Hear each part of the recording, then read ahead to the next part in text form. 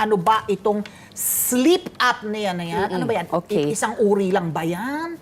At bakit mahalaga na pag-usapan natin yan ngayon? Okay, ang sleep apnea ay ang paghinto ng paghinga habang natutulog ang pasyente dahil ito sa pag-collapse o pagbagsak ng mga tissue sa ating likod ng lalamunan habang tayo natutulog.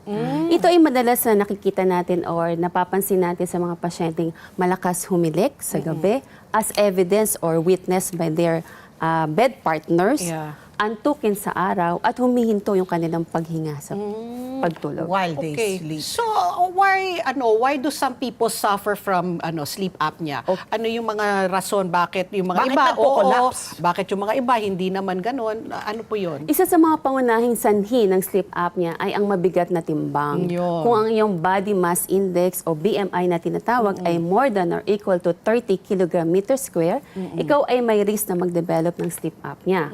Pangalawa, sa mga edad, sa mga middle-aged men, sa mga postmenopausal women, at ngayon nakikita rin natin siya sa mga younger individuals because of increasing weight gain, because of sedentary lifestyle. Okay? Nakikita rin natin to sa mga pasyente may mga craniofacial anomaly or may mga skeletal deformities, especially sa mga bata, may mga congenital malformation. Sa mga pasyente mayroong mga soft tissue abnormalities, so malaki yung tonsils, malaki yung adenoids, okay? May mga maliliit yung mga jaw nila, okay? May mga nasal deformities like nasal polyps, no? Nasal deviation, may mga allergic rhinitis.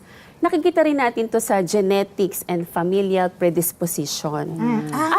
So meron din pala yung parang sabihin na natin sa Lahi. genes. May mga hormonal problems din sila. Like may mga hypothyroidism or may mga acromegaly that predispose also of having sleep apnea. Ang dami pala, Ang daming no? reasons pala, no? So, bakit kailangan natin na tugunan ang sleep apnea?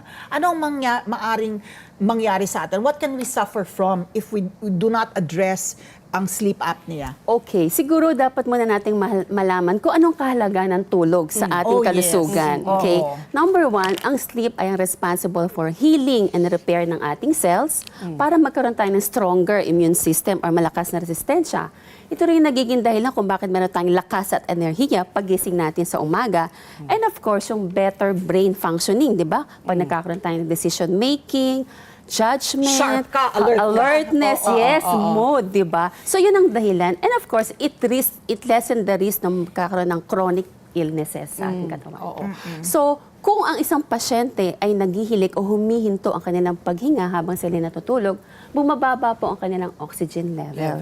Itong pagbaba ng oxygen level ay nagsisignal po ng mababang oxygen sa iba pang parte ng ating katawan tulad ng utak, ng puso, sa baga at ibang parte ng ating katawan.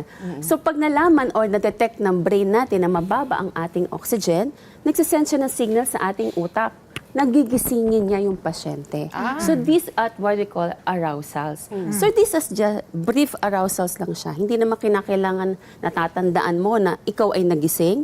Maaring hindi mo matandaan or maaring magising ka. Sometimes yung pasyente nagsasabi siya parang choking at night or gasping for breath. No? Okay? So these arousals ang nagiging dahilan para maging putol-putol ang iyong pagtulog. Sleep disturbance. Yes, sleep disturbances, sleep fragmentation, at nagiging mababaw ang iyong pagtulog. It's not well rested. Yes, Not well very rested. good. Oo. So dahil doon, nag-manifest siya as what? Antukin ka sa araw. So pag antukin ka sa araw, hindi ka makapag-function properly sa iyong trabaho. Kunyari, mayroon tayong ordinary empleyado na masa lang, no? Masandal lang, tulog na. Akala nila tamad siya. Hindi lang nila alam na itong pasyenteng ito ay maaaring sasuffer sa sleep apnea dahil hindi naman maganda ang kanyang pagtulog sa mga nakaraang gabi. So, doktora, how do you, ano yung mga simptomas para mo malaman? Kailangan mo ba sabihin sa kapitbahay mo sa kama, i-record mo nga ako kung humihilik ako?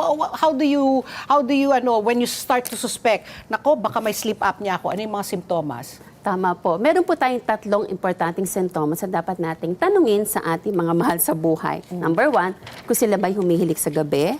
Pangalawa, kung humihinto ba ang kanilang paghinga habang sila'y natutulog. At pangatlo, kung sila ba'y antukin kinabukasan. Meron pa mga ibang sintomas. Pagising sa umaga, feeling nila pagod na pagod sila, tired or unrefreshed yung kanilang sleep, irritable, pagising sa umaga, tuyo yung lalamunan at saka yung bibig. Meron din sa mga symptoms na depressed sila or anxious sila. Poor rin kanilang mga learning, memory at saka attention. Sa mga kalalakihan, nagiging dahilan rin ito para magkaroon ng pagbabago sa kanilang sexual relationship sa kanilang mga partners. Because? Bumababa po kasi ang kanilang libido. Kasi Yes, sa mga kalalakihan. hindi sila well-rested rin. Yes. Oo. At ihi rin sila ng ihi sa gabi. No? Sa mga bata naman, nagkakaroon sila ng mga bedwetting, yung mga manifestation nila. So, nagiging fragmented yung kanilang pagtulog. Let's get together. Sunday 25. Sunday 25.